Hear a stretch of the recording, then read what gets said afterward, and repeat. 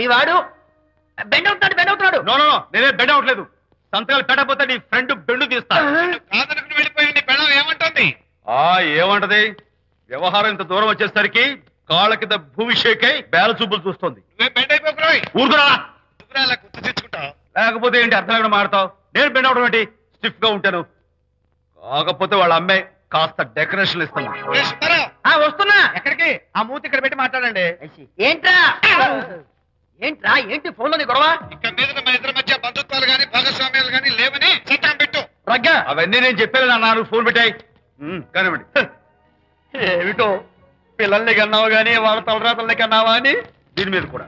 పిల్లల్ని చూస్తే అలా, పిల్ల చూస్తే ఇలా. దీని మీద కూడా ఇక చాలేమో అల్లుడు గారు. అరే అల్లుడు గారు అంటే మిమ్మల్ని కూడా పిలుతాడేమో. ఇక చాలేమో నా ఫ్రెండ్ గారు అబ్బాయి గారు. చాలదు, ఇప్పుడు సరిపోతుంది. థ్యాంక్స్. ఇక్కడి నుంచి మీకు మాకు, మీ ఇంటికి మా ఇంటికి, మీ మనుషులకి మా మనుషులకి సంబంధాలు కట్.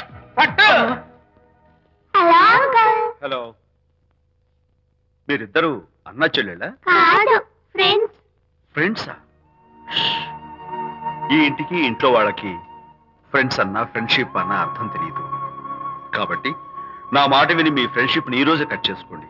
లేకపోతే పెద్ద అయ్యాక నాలా బాధపడాల్సి వస్తుంది.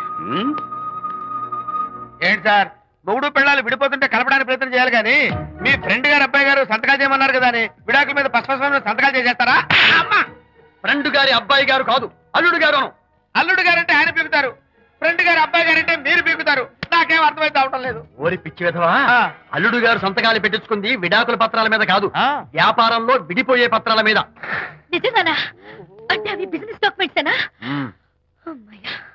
అప్పుడే అంత రిలీఫ్ ఫీల్ కాకమ్మా. ఇవాళ వ్యాపారంలో విడిపోవటం కోసం వచ్చాడు, రేపొద్దున విడాకుల కోసం వస్తాడు. పంతాలు తగ్గించుకుంటే మంచిది. వాళ్ళకి ఎంత పంట ఉంటే మనకి లేదా? అసలు ఇదంతా నీ వల్లే వచ్చింది, పరికి మాలుందా అన్నాడు సరళ తండ్రి తన భార్యతో. ఈ నవల్లో కావాలంటే చదువుకో.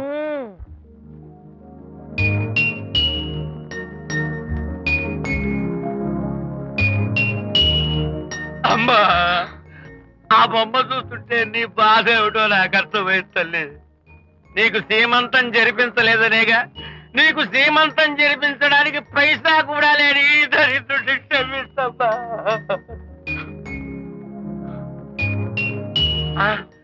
నా దగ్గర డబ్బులు లేకపోతేనే నా బంగారు తల్లి, నీ బంగారు గాజులు ఉన్నాయిగా, వీటిని అమ్మేసి నీ సీమంతం ఘనంగా జరిపిస్తానమ్మా, ఘనంగా జరిపిస్తాను. అమ్మా, సీమంతానికి వచ్చిన వాళ్ళు భర్తే లేని నీకు సీమంతం ఏమిటని కొంతమంది, అసలు నీ భర్త ఏమయ్యాడు అని కొంతమంది అడిగి నిన్ను బాధ పెడతారు. అందుకని వద్దమ్మా, సీమంతం వద్దు వద్దు. దీన్ని కూడా అమ్మేసి ఎక్కడైనా సీమసారా తాగి ఏడుస్తూ బాధపడతా.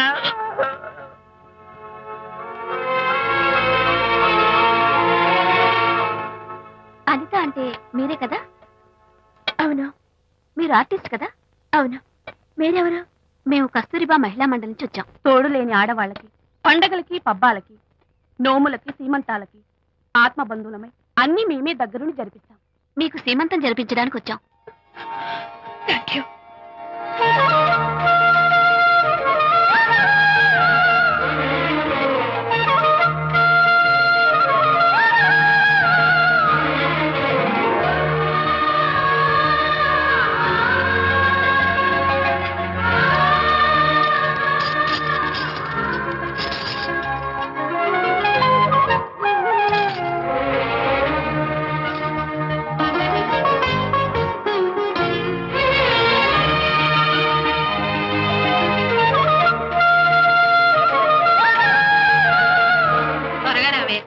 ఒకటి, 2, 4, 6, 8, 10, 15, 18, 19, 20.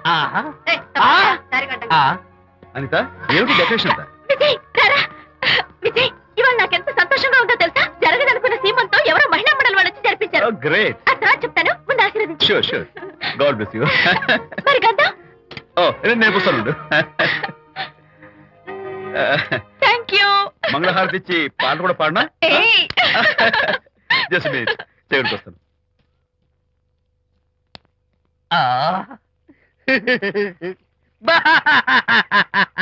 అదేంటి, ఎందుకు ఏడుస్తున్నావు?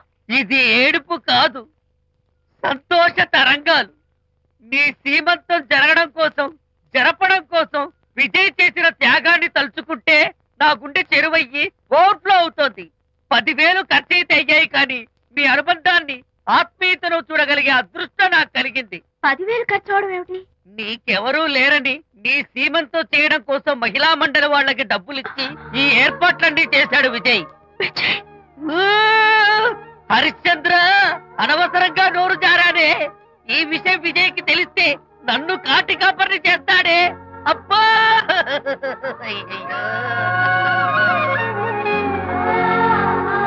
అనిత,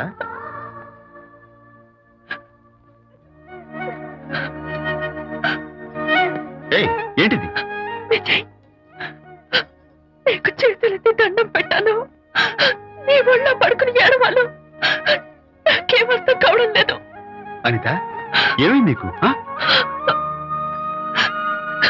చిన్నప్పుడే మా అమ్మ చచ్చిపోయింది. అమ్మ ప్రేమ ఎలా ఉంటుందో కూడా నాకు తెలీదు. అమ్మ మనసుతో ఆలోచించి నాకు సీమంతం జరిపించిన నీలో నాకు అమ్మ కనిపిస్తోంది. అనిత, నో, ఈ టైంలో నువ్వు అస్సలు కంటతడి పెట్టకూడదు. ఏంటిది?